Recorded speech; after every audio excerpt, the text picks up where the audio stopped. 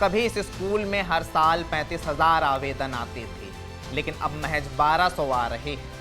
यही नहीं, इस साल तो 12वीं में 4 और हाई स्कूल में 1 छात्र फेल हुए हैं, जबकि इस विद्यालय में एडमिशन के लिए बाकायदा प्रवेश परीक्षा कराई जाती है।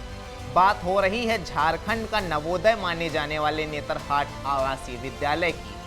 खबर पर विस्तार से बात करें, इससे पहले जो नहीं जानते उन्हें नेतरहाट आवासीय विद्यालय का थोड़ा परिचय दे देते हैं। साल 1954 में झारखंड के लातेहार में इस विद्यालय की स्थापना की गई।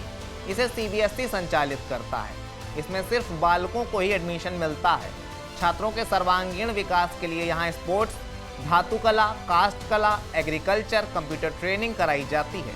छात्रों के रहने खाने का खर्च सरकार वहन करती है। इसे आश्रम पद्धति में डेवलप किया गया, यानी यहाँ कपड़े धोने, साफ सफाई से लेकर बर्तन धोने तक का काम छात्र खुद ही करते हैं। यहाँ कक्षा 6 से लेकर 12वीं तक की पढ़ाई कराई जाती है। प्रवेश 6वीं में ही होता है, जिसके लिए प्रवेश परीक्षा कराई जाती है। इस विद्यालय को आईएएस और आईपीएस की फैक्ट्री भी कहा जाता है। सीबीआई के पूर्व डायरेक्टर त्रिनाथ मिश्र, आईएएस मनीष रंजन, आईपीएस अंजनी अंजन, महान गणितज्ञ वशिष्ठ नारायण आदि इस विद्यालय के छात्र रहे हैं। ये तो हो गया इतिहास। अब वर्तमान पर लौटते हैं।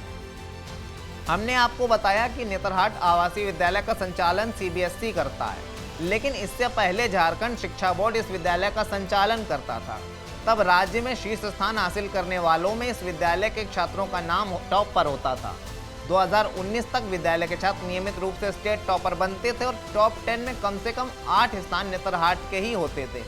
लेकिन अब स्थिति बदल चुकी है। ईटीवी भारत में छपी रिपोर्ट के मुताबिक शिक्षा व्यवस्था में बदलाव के तहत विद्यालय को स्टेट बोर्ड से हटाकर सीबीएसई बोर्ड से जोड़ा गया। इस बदलाव के बाद टॉपर्स की सूची में नेतरहाट के छात्रों का नाम लगभग गायब हो गया है।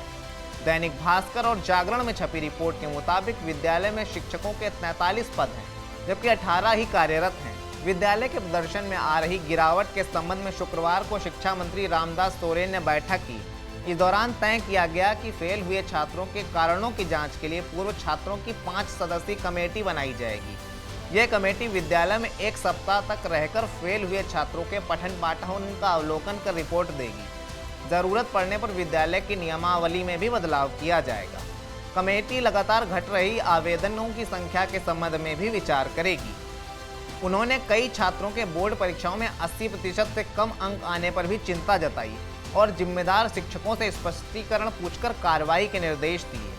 विद्यालय में 245 दिन पढ़ाई सुनिश्चित करने और आश्रम व्यवस्था को कठोरता से लागू करने के भी निर्देश दिए गए।